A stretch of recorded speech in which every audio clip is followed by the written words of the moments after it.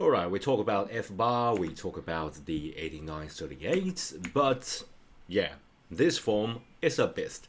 It's the 5471, and this is a information return. Okay, so the full name for this is information return of a U.S. person with respect to certain foreign corporations. Okay, I know it's a long name, and it's a beast because it's a really complex form with a lot of schedule. We got a schedule B, C, D, G, H, yeah, all the way to Q. Okay, so based on specific scenario, you're going to add a different schedule. It's really really complex and has multiple schedules. So you must report detailed information, even though it's just a information return.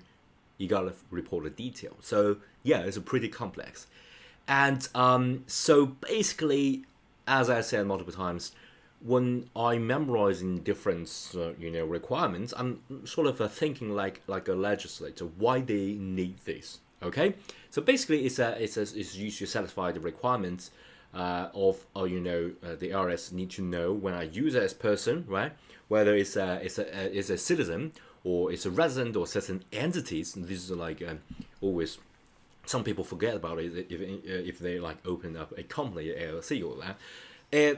If that entity has control or ownership, or even a single person, right? U.S. person have control, ownership, or a specific role.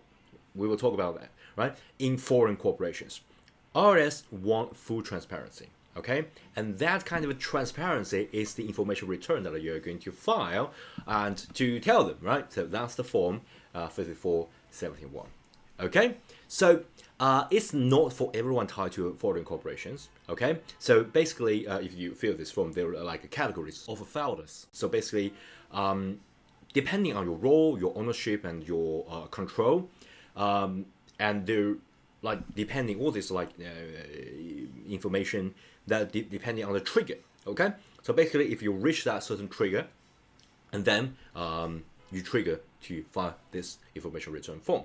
Okay, so basically, it's like you own the 10% or more, and this is like you got a little bit nuance here, by value or by voting right. So voting right is something that a lot of people just omit or just some gotcha, right? Because you say, well, by value, I hold like 10% of the share, but sometimes if you got voting power more than 10%, those also count. So basically, it's like direct ownership or indirect. You can like heavily influence that foreign corporations. You know what? You also consider own 10% or more. Okay, direct, indirect, constructive ownership, all that consider the key trigger. Also, if you are a officer or director of a foreign corporation, if a certain ownership threshold are met, okay, we'll talk about that in detail later. As I said, it's really complex. I just want to quickly give you the overview, right? So basically, also if you're like buying or selling shares, okay, like doing a little bit investing, and you are using your own person, like you are a U.S. person, you got an entity that is a U.S. Entity, U.S. person, you acquire or dispose the shares, like, and then all that will cause you to somewhat like cross that 10% threshold. Basically, when your ownership not only just exceed that 10%, but sometimes you downward, right? As long as you cross that 10% relationship, you know what? This is a form that you need to consider. Okay, and also you may also need to file a CFC. That stands for Controlled Foreign Corporation. But yeah, so basically that's like a 50%. That's more than this 10%.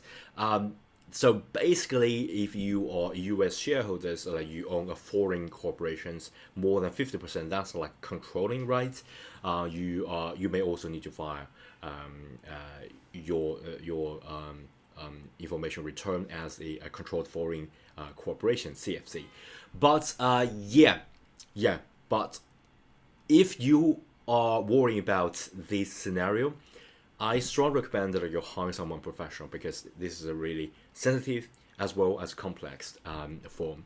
And of course, you might think, what about I got like foreign corporations, but that corporation is dormant, right? It's like it's never running anything. It's never going to receive or pay out any money. Just invest in certain operation. That operation is just that that corporation just dormant, just sleep there, right?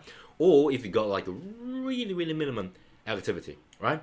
But you know what? You're still required to file this because you meet the ownership, or sometimes you meet the filing categories. You still need to report that. Remember, I just talked about the there is like categories of filers, right? So as long as you reach that category of filers, you got to file it.